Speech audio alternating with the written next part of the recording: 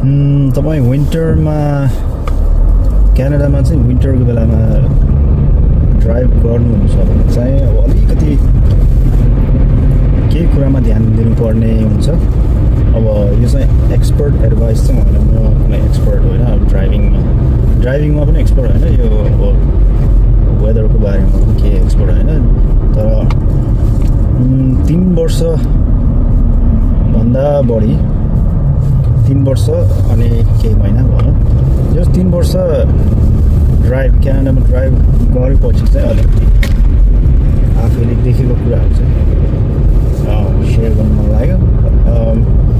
So winter तपाईँले देखिराख्नु भएको छ बाटो चाहिँ यस्तो छ अहिले। यो त अझ यो बाटो चाहिँ यो हिउँ सोर्ने गाडीले चाहिँ सफा गरिसकेको अवस्था हो, सफा गरिसकेपछिको बाटो। नत्र यो बिहानै मेरो कहिलेकाहीँ भन्दा पनि प्रायः जस्तो चाहिँ बिहानै निस्किनु पर्ने हुन्छ काममा, र त्यस्तो अवस्थामा चाहिँ यो बाटोहरू चाहिँ यत्तिकै हुँदैन, योभन्दा एकदमै खतम हुन्छ। यो अहिले पनि त्यस्तो सफा छैन। मेन रोड हेर्नुहोस् तपाईँले होइन, हिउँ मजाले सोरेको छैन, अलिकति हिउँ बाँकी नै छ। यो विन्टरमा चाहिँ अलिकति केही कुरामा ध्यान दिनुपर्ने रहेछ भन्दाखेरि सुरुमा त अब विन्टर भन्ने बित्तिकै यहाँ चाहिँ क्यानाडामा चाहिँ कस्तो छ भन्दाखेरि विन्टर टायर भनेर हुन्छ है। अनि नोभेम्बरतिर कहिलेकाहीँ कुनै वर्ष नोभेम्बरको एकदमै फर्स्ट विकमै, कहिलेकाहीँ कुनै वर्ष चाहिँ नोभेम्बरको लास्टमा हिउँ पर्छ है। सो नोभेम्बरको सुरुमै तपाईँले विन्टर टायर आफ्नो गाडीमा लाउनु भयो भने चाहिँ बेस्ट हुन्छ। स्पेसली तपाईँले अब तपाईँको गाडी सानो छ भने, सिडान छ भने, एसयुभीहरूमा अलिक कम प्रब्लम हुन्छ भन्ने चाहिँ भनाइ छ होइन, सुनेको छु। तर पनि सकेसम्म चाहिँ विन्टर टायर भएको राम्रो हो। र एसयुभी छैन भने त तपाईँको सिडान हो भने त विन्टर टायर चाहिँ हुनै पर्छ जस्तो लाग्छ। सो यस्तै यो अब यस्तै भनौँ न, यस्तै हिउँ बाक्लो पर्दाखेरि अरू यो अल सिजन टायर चाहिँ अलिकति बढी चिप्लिने अनि चिप्लिने प्लस हिउँमा अब त्यो जाने नसक्ने बाक्लो हिउँ भएपछि त्यहीँ अड्केर बस्ने त्यस्तो हुन्छ होइन। त्यही भएर चाहिँ विन्टर टायर राख्नु पऱ्यो सबभन्दा पहिलो कुरा चाहिँ।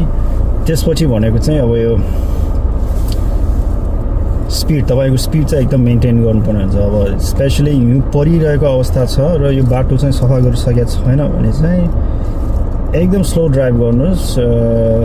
अब मैले देखिरहेको छु कोही चाहिँ एकदमै मजाले अब 60 को स्पिड छ भने 60 मै चलाइरहेछ होइन। अब उनीहरूले कसरी चलाइरहेको छ थाहा छैन, तर मेरो गाडी मैले चलाएको एक्सपिरियन्स अनुसार चाहिँ अब सानो गाडी भएर पनि होला यो अलिक बिस्तारै चलाउनु पर्ने हुन्छ। स्पेसली अब उकालो ओह्रालो आउँछ नि। अब यो म बस्ने ठाउँ चाहिँ लन्डन हो। लन्डन चाहिँ ओन्टारियोको साउथ वेस्टमा पर्ने एउटा सिटी हो। सो क्यानाडाभन्दा बाहिरको मान्छेलाई चाहिँ अब क्लियर अब कन्फ्युजन नहोस् भनेर चाहिँ प्रायः लन्डन मात्रै भन्दा पनि लन्डन ओन्टारियो भनेर भनिन्छ होइन। खासमा सिटीको नाम चाहिँ लन्डन मात्र। सो लन्डन भयो अनि टोरन्टो भयो, तिनीहरू चाहिँ एकदम सम्म तराई जस्तो ठाउँमा है हिउँ चाहिँ पर्छ फेरि। तर जेसम्म भए पनि ठाउँमा चाहिँ उकालो ओह्रालो हुन्छ नि त, त्यो त भइहाल्छ। सो ओह्रालोमा ड्राइभ गर्दाखेरि चाहिँ एकदम स्लो ड्राइभ। अनि त्यसमाथि पनि तपाईँले अब ट्राफिक लाइट अलिक त पर ट्राफिक लाइट देखिरहनु भएको छ भने यहाँदेखि नै होइन अलिक परदेखि नै बिस्तारै ब्रेक लाउँदै जानुपर्ने हुन्छ।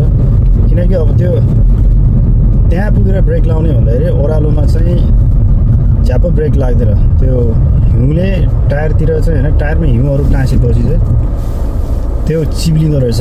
अनि ब्रेक लगाएर 2 सेकेन्ड पछि ब्रेक लाग्छ है। त्यो भनेको अब स्पिडमा भयो भने त्यो 2 सेकेन्ड पनि एकदमै अलिकति डेन्जरस हुनसक्छ।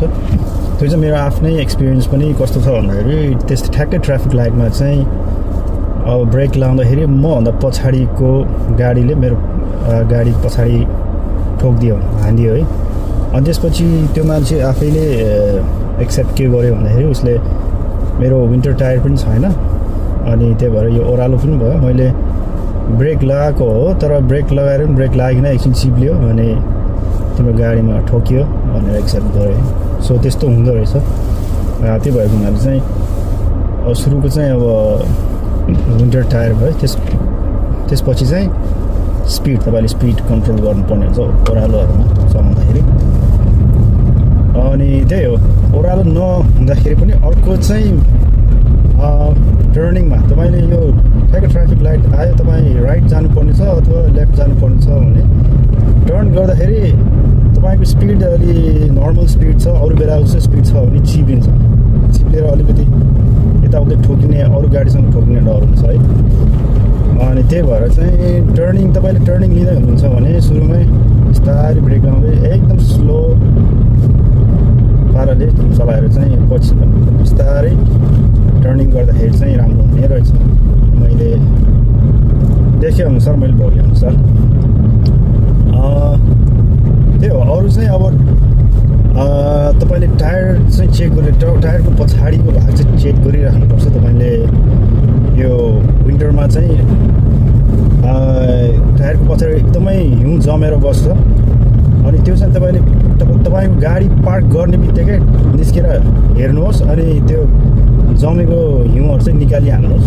नत्र चाहिँ त्यो तपाईँले पार्क गर्दाखेरि चाहिँ जस्तो छ नि त्यस्तो हुँदैन। त्यो पछि भोलिपल्ट हेर्दाखेरि त्यो जमेको हिउँ चाहिँ पछाडि टायरको पछाडिको हिउँ चाहिँ एकदम साह्रो भएर बसिहाल्छ त्यो। अनि तपाईँको गाडी टर्न गर्दाखेरि त्यो तपाईँको गाडीको जुन टायर छ उसले चाहिँ अब त्यो टर्न गर्नु नसकेर होइन एकदमै त्यो अड्केर हिउँमा त्यो साह्रो हिउँमा आइसमा अड्केर अनि अलिकति त्यो गाडीमा असर पर्ने, त्यो खिच्रिने होइन टायर, त्यस्तो हुँदो रहेछ। अनि त्यो पनि याद गर्नु पऱ्यो। अरू भनेको अब कहिलेकाहीँ एकदमै हिउँ मजाले परिरहेछ हिउँ, अनि हिउँ प्लस हावा चलाएछ भने यो भिजिबिलिटी एकदम कम हुन्छ। त्यो बेला चाहिँ सकेसम्म अब एकदम जरुरी छ भने त निस्किनु परिहाल्यो, नत्र चाहिँ त्यस्तोमा चाहिँ गाडी ननिकाल्दा चाहिँ एकदम सेफ हुने रहेछ। त्यही हो। अरू के छ विन्टरमा? अरू त त्यो अब तपाईँलाई चाहिने विन्टरको सामानहरू चाहिँ राख्नुपर्छ, सवल भयो होइन, अनि तपाईँले पन्जा ग्लोभ्स चाहिँ तपाईँले बोकिराख्नुपर्छ। त्यो गाडी बाहिरबाट पनि जम्या हुन्छ अनि त्यो बेला चाहिँ बाहिरबाटै तपाईँले अलिकति सिसाहरू पनि सफा गर्नुपर्ने हुन्छ सुरुमा, भित्र छिर्नको लागि चाहिँ होइन। त्यो बेला चाहिँ पन्जा भयो भने मजाले गर्न सक्नुहुन्छ, नत्र अब हातले मात्र गऱ्यो भने त एकदमै चिसो हुन्छ, त्यो गर्नु सक्दैन। अनि ग्लोभ्स त चाहिहाल्यो है। अनि त्यसपछि अब अरू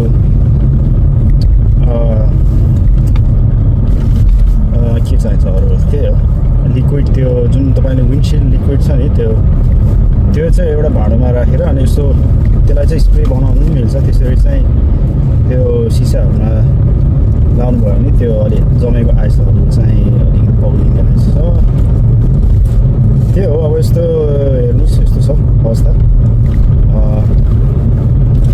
विन्टरमा अलिकति सेफ भएर चलाउनु होला, नत्र चाहिँ यो क्यानाडामा चाहिँ तपाईँले गाडी विन्टरमा चलाउँदाखेरि गाडी चाहिँ खत्तमै हुने, अब यो बिग्रिने चान्सेस पनि धेरै हुन्छ।